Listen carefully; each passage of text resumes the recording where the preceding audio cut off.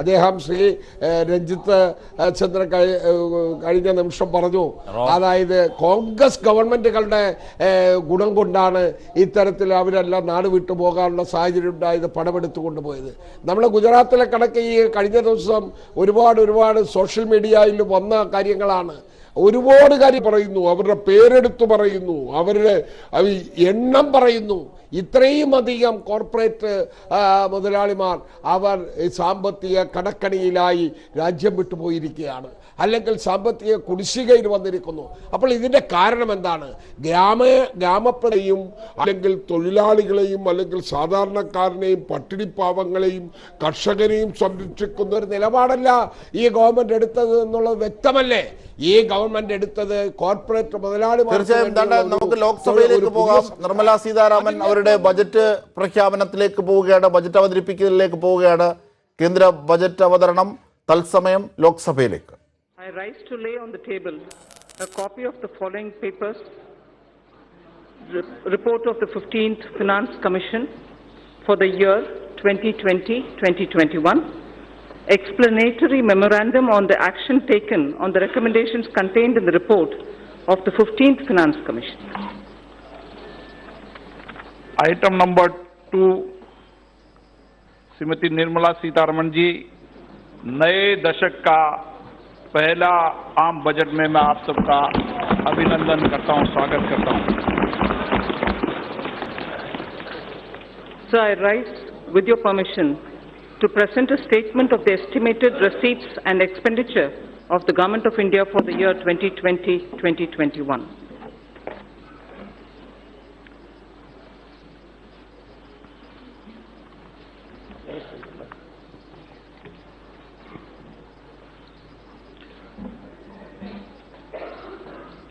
दो हजार 2021 के लिए भारत सरकार के अनुमानित प्राप्तियां और वे विवरण प्रस्तुत करेंगी Nirmala Sitharaman ji.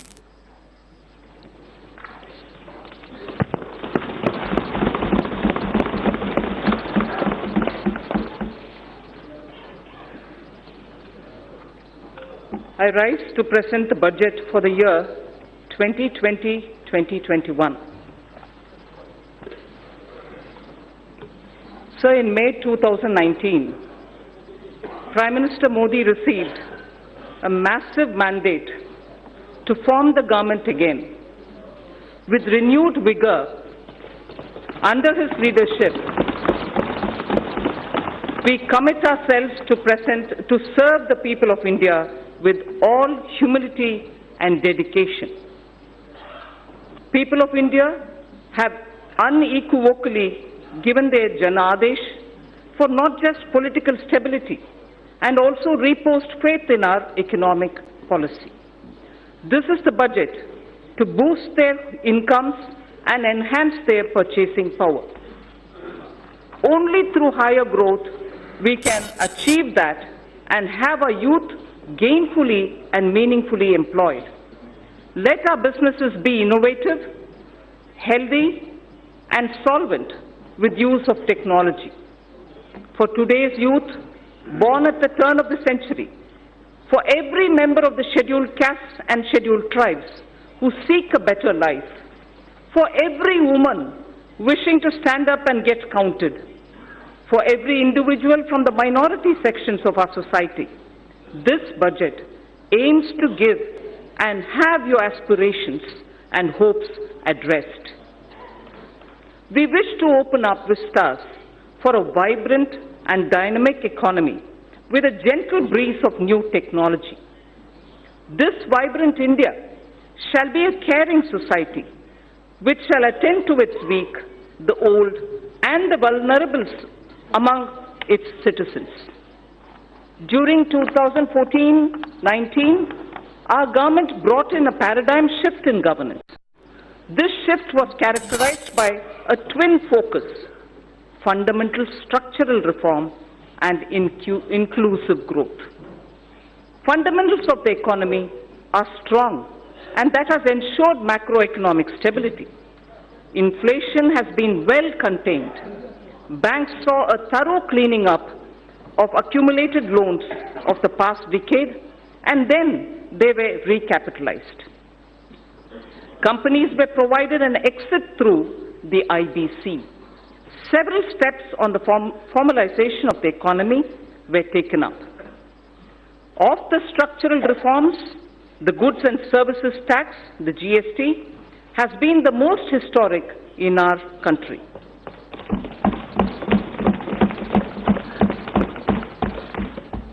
Its chief architect is not with us today. I pay homage to the visionary leader, late Sri Arun Jaitley. At the time of rollout of GST, he had said, and I quote,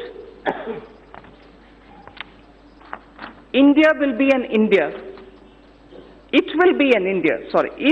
an India where the center and states will work harmoniously towards the common goal of shared prosperity.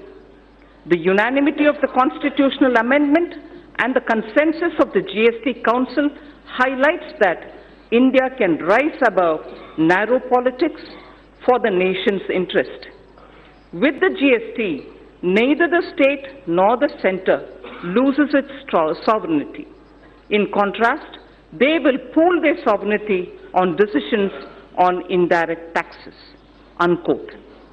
True to this vision for the historic structural reform, the goods and services tax has been gradually maturing into a tax that has integrated the country economically.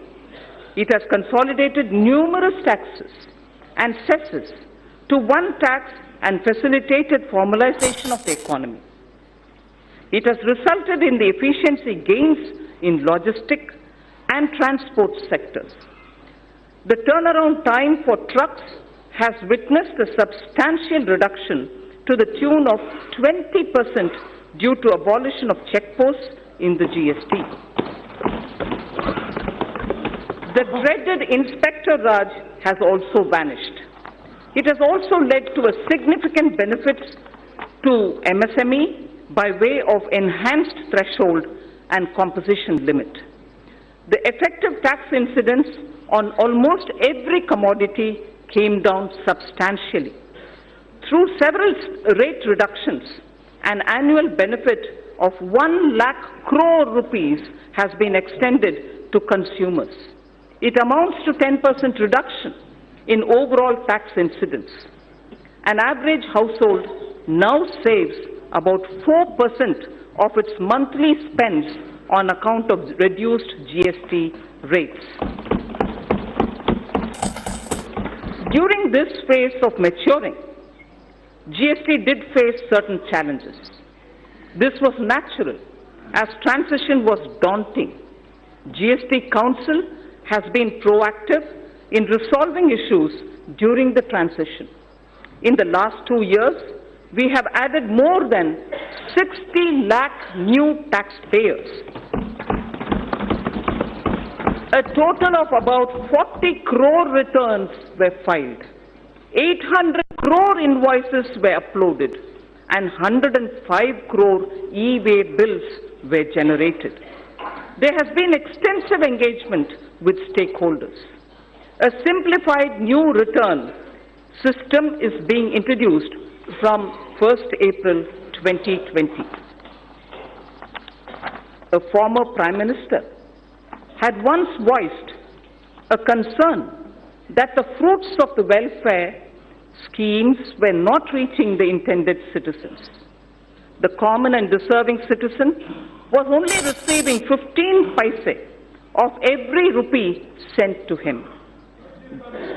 Guided by Sabka Saath, Sabka Vikas, Sabka Vishwas, our government and our Prime Minister added manifold speed and scaled up the implementation of schemes and programs that directly benefited the poor and the disadvantaged. I wish to list out only a few as examples. 1. Welfare schemes with direct benefit transfer embedded in them. 2. Sanitation and water as provision of basic needs and as a measure of preventive health care. 3. healthcare through Ayushman Bharat, clean energy through Ujjwala and solar power, fourth. Fifth, financial inclusion, credit support, insurance protection to vulnerable sections and pension scheme. Sixth, digital penetration with broadband and UPI. And finally, affordable housing for all through PMAY, the Prime Minister Awas Yojana. The milestones achieved are unprecedented, globally recognized and benchmarked against international indices. This strategy changed the established order of a few individuals, cornering most of the benefits, and was appreciated by the people. This had immensely positive outcomes. We have moved on from a growth rate of just over 4% in 1950s to 6% in 80s and in the 90s. However, during 2014 and 19, we clocked a growth of 7.4% on average, with inflation averaging around 4.5% itself. It is worthwhile to note that inflation was close to 9% in the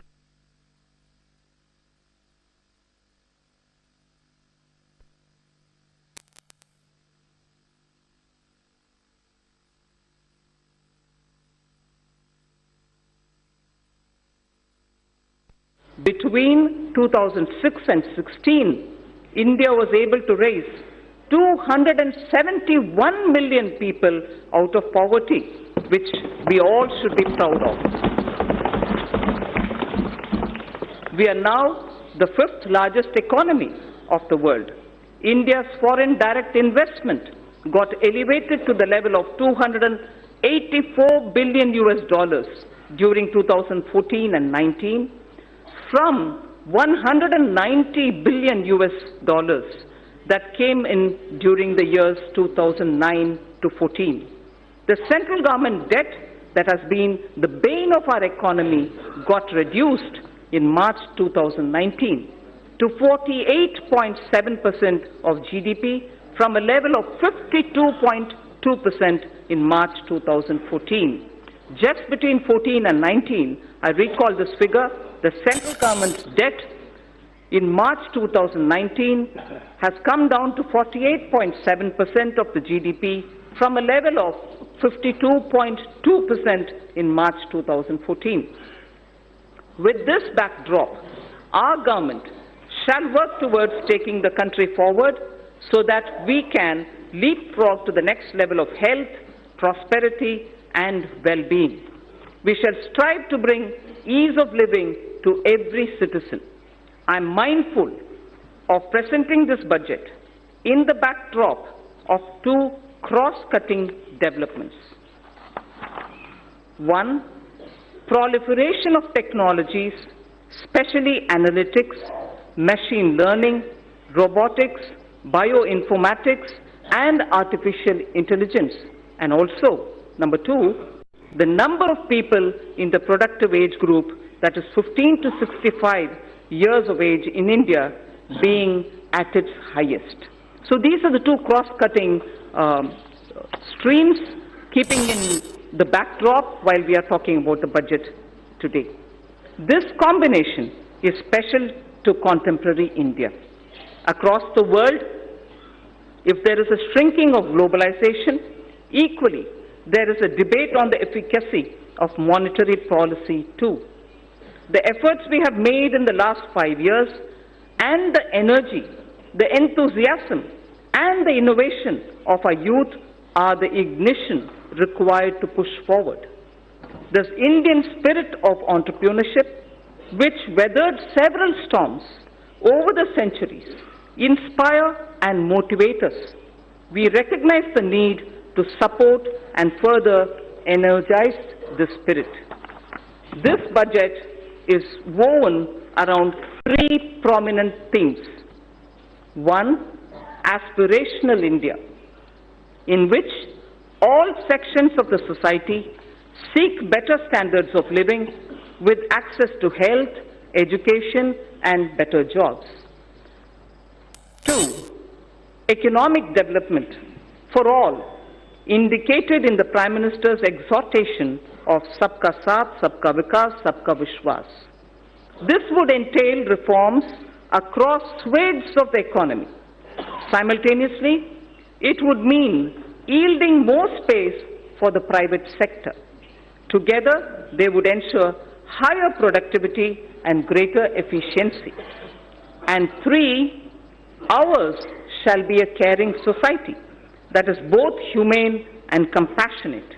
Antyodaya is an article of faith. So, I repeat, this budget is woven around three prominent themes: aspirational India, economic development, and a caring society. The digital revolution, which has placed India in a unique leadership position globally, will see the next wave. We shall aim to achieve seamless delivery of services through digital governance, to improve physical quality of life through national infrastructure pipeline, risk mitigation through disaster resilience, social security through pension and insurance penetration. Each one of these initiatives and their components would be benchmarked to international standards, and the indices would be announced soon. Before I move to elaborate on each of these three themes, I wish to recite a small verse in Kashmiri.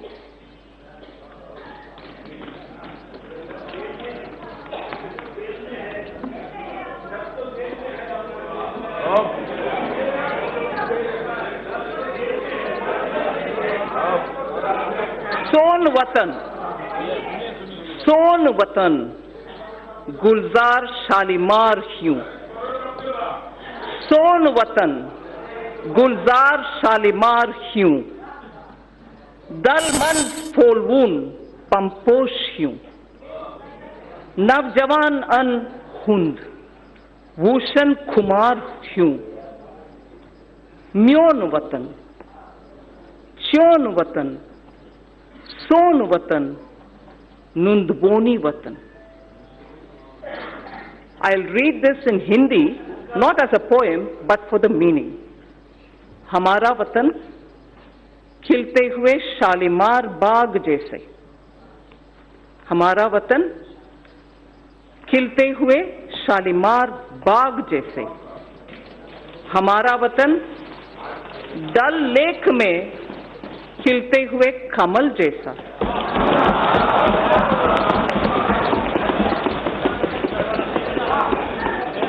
नवजवानों के गरम खून जैसा.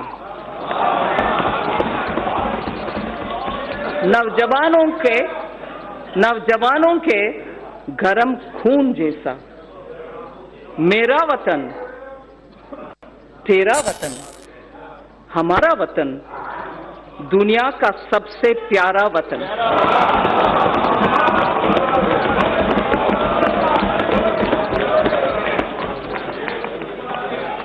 It is everything that we do here, everything that we speak through the budget, and everything that this government everything that this government does with the guidance and leadership of the Prime Minister is for this Pyara Vatan. This poem, I must mention, is a poem written by Pandit Dinanath Kaul, who is a Sahitya Akademi awardee. Honorable Speaker, sir, I now move to the first of my theme, which is the aspirational India. I shall cover programs and plans related to agriculture, irrigation, and rural development. That's my first under the aspirational India theme. Second, wellness, water, and sanitation. That's a second under aspirational India. And the third is education and skills. I move to talking about agriculture, irrigation, and rural development. Our government is committed to the goal of doubling farmers' incomes by 2022. We have provided energy sovereignty through Kusum and input sovereignty through Paramparagat Krishi Vikas Yojana. We have provided resilience for 6.11 crore farmers insured under Pradhan Mantri Fasal Bima Yojana. Focus on cultivation of pulses, expansion of micro irrigation through Krishi Sinchai Yojana have raised the self-reliance of the country. Provision of any annual supplement of the income to the farmer directly is done through PM Kisan. Connectivity through PM GSY Gram Sadak Yojana, financial inclusion have helped raise farm incomes. Prosperity to farmers can be ensured by making farming competitive. For this, farm markets need to be liberalized. Distortions in farm and livestock markets need to be removed. Purchase of farm produce, logistics, agri-services need copious investments. Substantial support and hand-holding of farm-based activities such as livestock, apiary and fisheries need to be provided for. Farmers desire integrated solutions covering storage, financing and processing and marketing. Adopting sustainable cropping patterns and bringing in more technology are integral to our plan. All this and more can be achieved through working with and in cooperation with the states. The following 16 action points indicate our focus. We propose to encourage those state governments who undertake implementation of following model laws already issued by the central government. My first of the action points, 16 action points, but the first one is to encourage those state governments who undertake implementation of following model laws which are already passed and issued by the central government. First, Model Agricultural Land Leasing Act of 2016. Model Agricultural Produce and Livestock Marketing Act of 2017. Model Agricultural Produce and Livestock Contract Farming and Services Promotion and Facilitation Act of 2018. So 3 model agriculture related laws we would like state governments to consider favorably. Second of the 16 action points, water stress related issues are now a serious concern across the country. Our government is proposing comprehensive measures for 100 water stressed districts. Our government is proposing comprehensive measures for 100 water stressed districts. Third of the 16, in the budget speech of July 2019, I had stated that Annadata can be Urja Data also. The PM Kusum scheme removed farmers' dependence on diesel and kerosene and linked pump sets to solar energy. Now I propose to expand the scheme to provide 20 lakh farmers for setting up standalone solar pumps. Further, we shall also help another 15 lakh farmers solarize their grid-connected pump sets.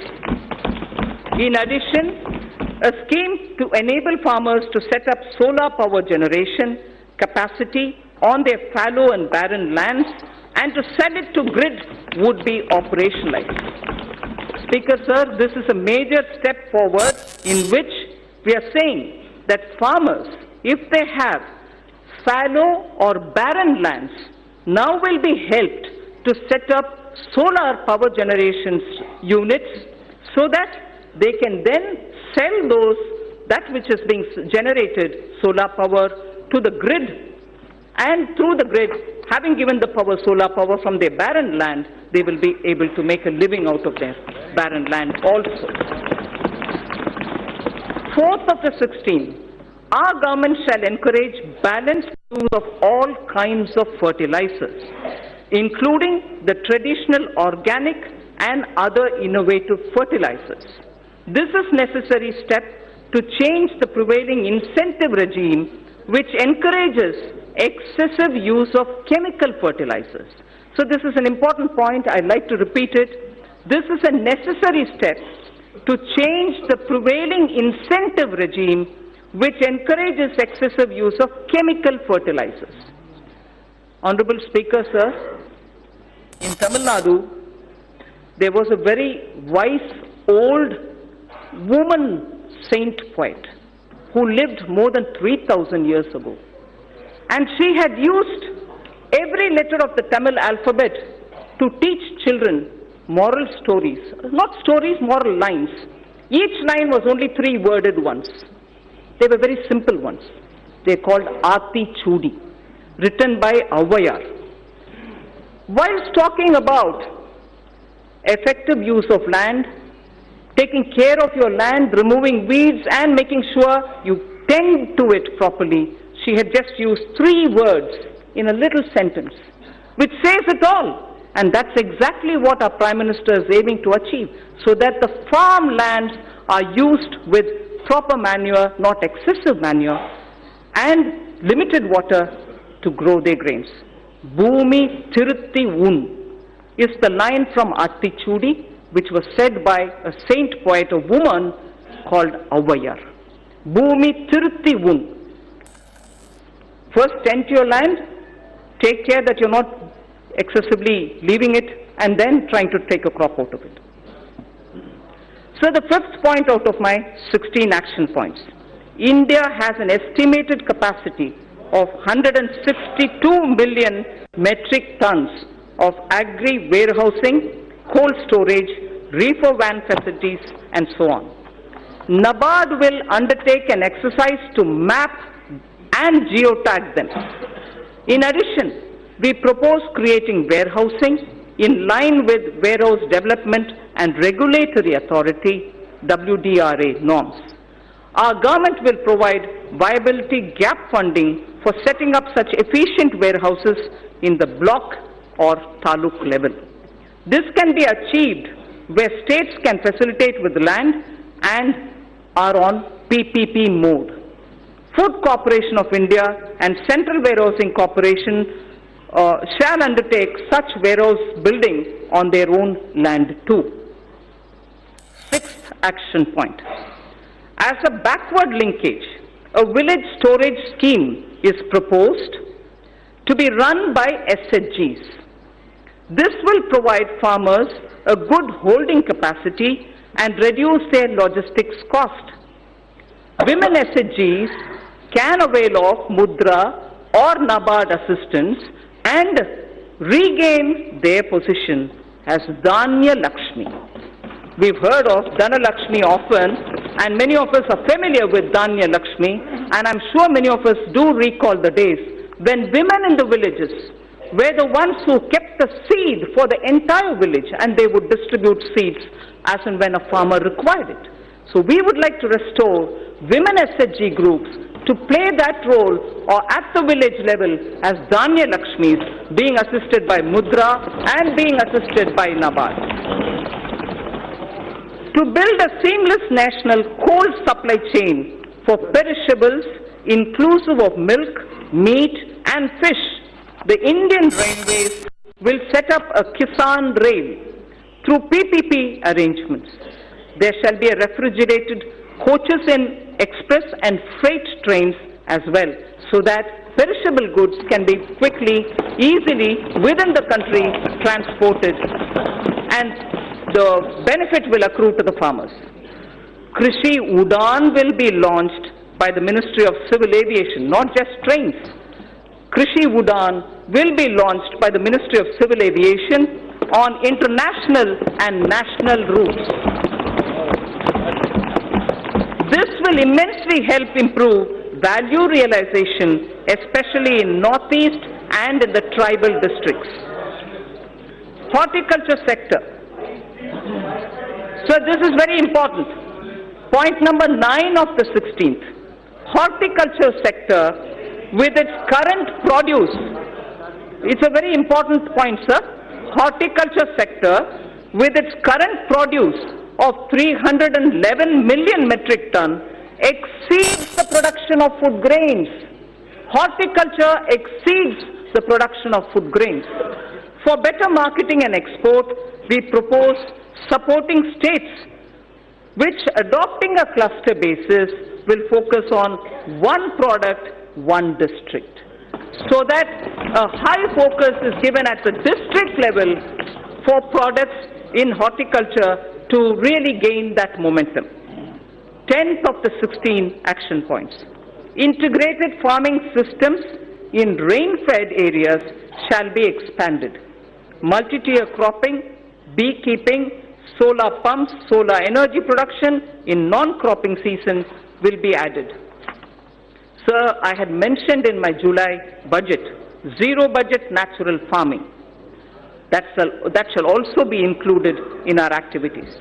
The portal on Jaivik Kheti, online national organic products market, will also be strengthened. So the next point, the 11th, financing on negotiable warehousing receipts, ENWR, has already crossed more than 6,000 crores. Financing on negotiable warehousing receipts. This will be integrated with National Agriculture Market, the electronics one. The next point is the 12th of the 16th. Non-banking finance companies and cooperatives are active in the agriculture credit space. The NABARD refinance scheme will be further expanded. Agricultural credit target for the year 2021 has been set at 15 lakh crores, 15 lakh crores, agricultural credit availability. All eligible beneficiaries of PM Kisan will be covered under the KCC, Kisan Credit Card Scheme. 13th of the 16th. Our government intends to eliminate foot and mouth disease, brucellosis in cattle, and also what is called the PPR in sheep, which is a French expression. Sorry for those who know French, I'll try to pronounce. Peste des petits ruminants. PPR in sheep and goat by 2025.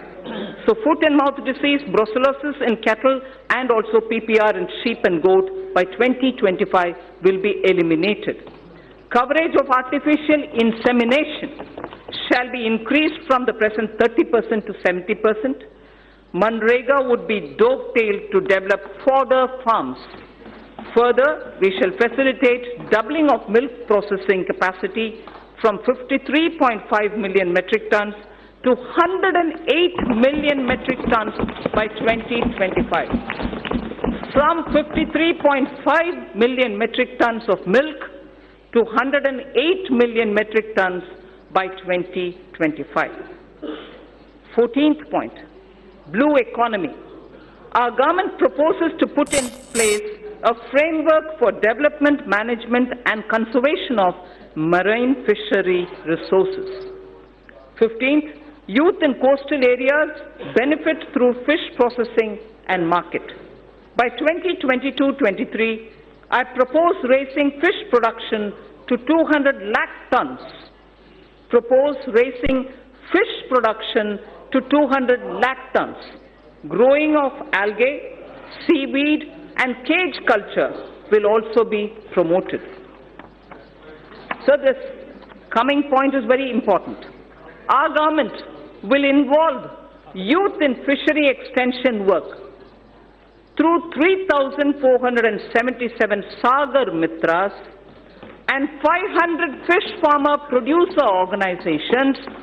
We hope the rural youth, particularly those who are in the coastal areas and inland fishing areas, will work as Sagar Mitras and also form 500 fish farmer producer organizations. You know that we already have a farmer producer organization, which is FPO. Now we are expanding it to cover fish farmer producer organizations. 16th and the last action point, sir, under Deen Dayal Antyodaya Yojana for alleviation of poverty, 58 lakh SHGs have been mobilized. We shall further expand on SHGs in this regard too. Now, for the fund allocation, for the 16 different steps that I have announced, they are being stated under two broad categories.